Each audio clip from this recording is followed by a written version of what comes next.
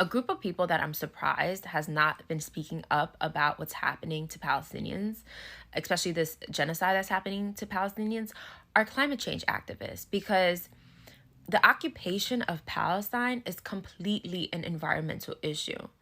If you know Palestinians, you know that Palestinians love their this land. And it's not that they just love living on the land. They have been cultivating this land for centuries, okay? They are emotionally connected to this land. And long before this occupation, Palestinians were growing, olive trees and watermelon and tobacco and cotton, like grapes, everything. The land was thriving.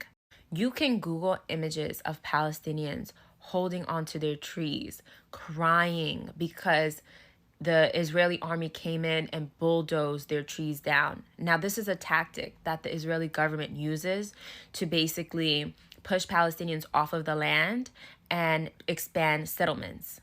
This has led to land degradation, habitat fragmentation, rapid urbanization, soil erosion. I mean, this completely is an environmental issue. The birds, the soil, the air, this is all. Israel participates in something called greenwashing, which is basically them doing things like planting trees, and then they exploit it to make it seem like, they're very environmentally friendly. This is a lie and this is a myth, okay? One thing I learned when I was in Palestine was that whenever the Israeli army would massacre an entire village, an entire group of people, they would plant trees on top of that village to kind of hide the ethnic cleansing that happened. Nature is extremely intelligent. Nature is extremely intelligent. And the trees and the animals and the soil and the ground and the earth and the air and the water, they know who their rightful owners are. They know the people who have been taking care of them. These people that are coming to move onto the land from Brooklyn, they don't know anything about this land. They don't know how to take care of this land. One thing I want to say is that I interviewed a Israeli Canadian woman. You guys should go check out this interview.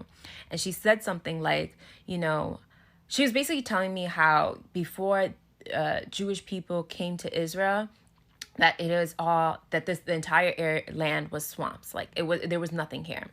And she was making this point, and she said something like, there's a joke in Israel that the national bird is the crane. And she said, not the actual crane, the construction crane. I think this speaks to how these people that are moving into Israel do not know how to take care of the land.